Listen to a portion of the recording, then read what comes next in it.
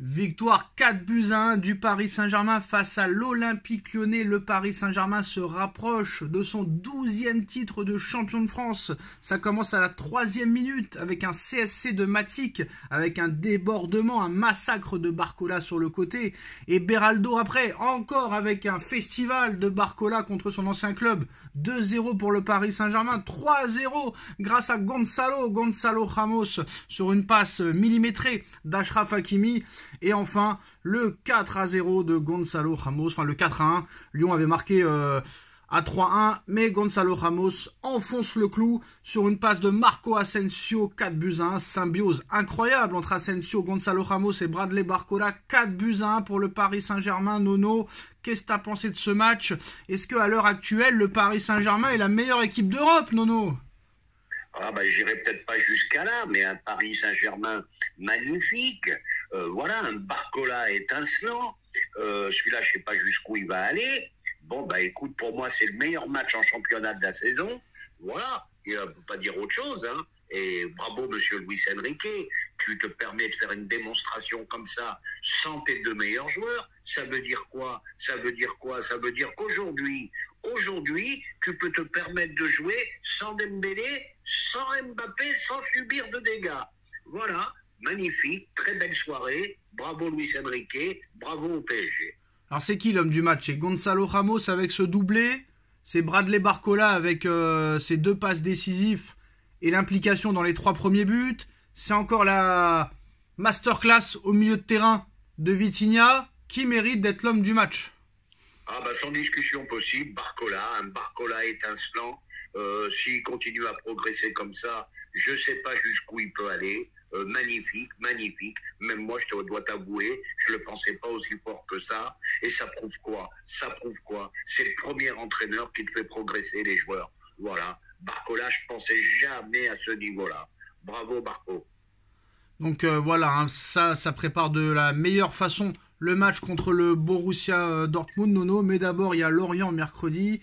Il y a un match samedi aussi en Ligue 1, donc il faudra être très clairement encore à 100%. Et surtout la gestion de Enrique. On va parler de la gestion de Luis Enrique, Nono, qui prend la décision de mettre Mbappé et Dembélé sur le banc, qui sait que Monsieur Nuno Mendes est très très fragile, et il sait qu'il a 8 points d'avance avec un match en retard en Ligue 1, donc il prend l'initiative de laisser au repos Nuno Mendes pour ne pas prendre de risques, il fait tourner l'effectif, il joue à 4 attaquants, c'est un coach qui n'a peur de rien, Nono. Qu'est-ce que tu veux dire de plus? T'as tout dit, Sacha. T'as tout dit. Les 2 meilleurs joueurs sur le banc. Qu'est-ce que tu veux que je te dise? Bon, ben voilà, un PSG, comme j'ai dit, magnifique pour moi, et je persiste, ça a été le meilleur match en championnat de la saison.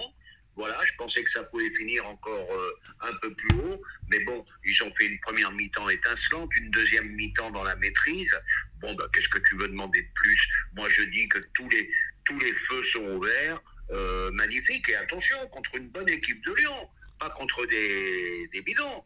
Donc voilà quoi. Voilà, il y avait tous les ingrédients pour un beau match et on a eu un beau match. Tous les feux ne sont peut-être pas ouverts, non, on va parler quand même plus tard de cette deuxième mi-temps qui a été un petit peu moyenne avec beaucoup d'occasions concédées, mais on va parler d'abord de la confiance exceptionnelle en ce moment de Gonzalo Ramos qui marque but sur but, doublé ce soir, qui prend des points définitivement face à Randal Kolo Muani. Il a un ratio exceptionnel depuis plusieurs matchs. Gonzalo Ramos est le joueur avec le meilleur ratio de buts des 5 grands championnats parmi les joueurs avec au moins 10 buts en 2024.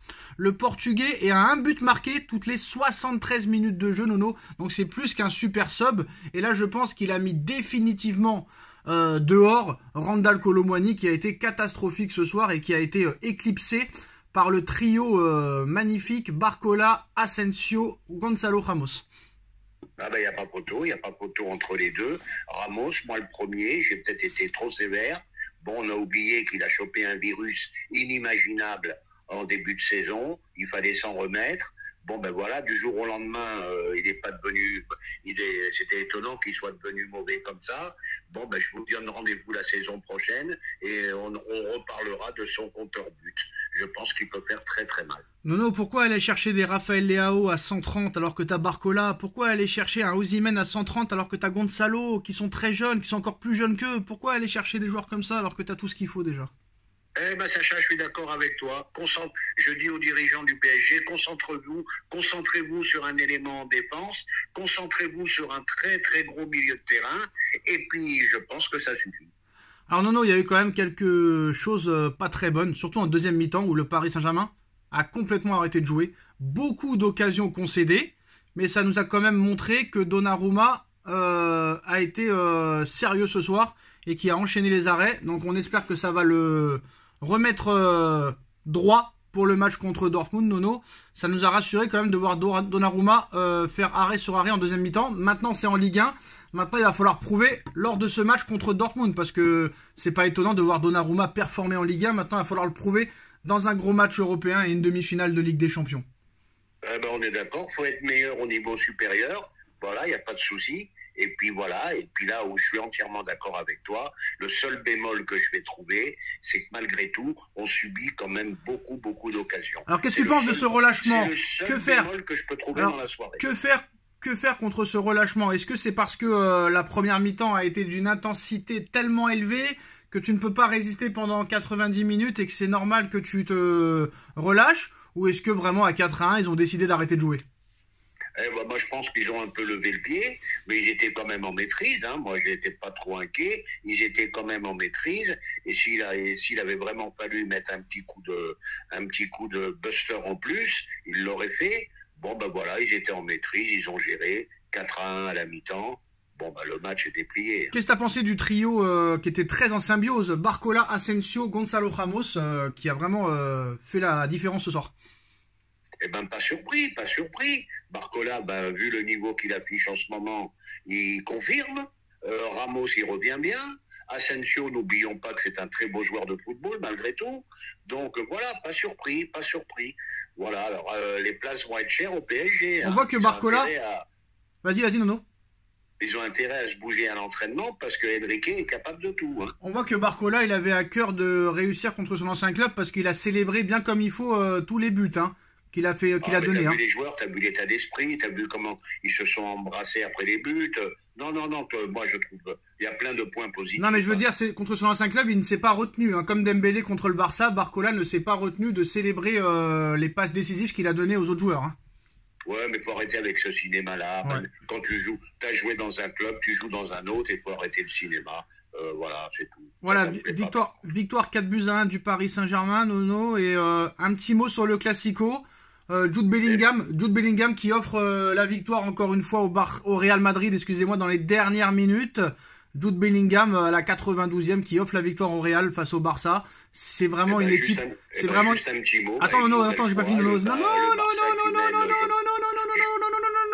j'ai pas fini, Nono. Est-ce que c'est vraiment eux les favoris, sachant que t'as l'impression que vraiment, un peu comme Leverkusen, mais Leverkusen n'est pas en Ligue des Champions, t'as l'impression que vraiment cette équipe ne peut rien lui arriver et qu'à la fin, toujours à la fin, ils sortiront gagnants, quoi qu'il arrive.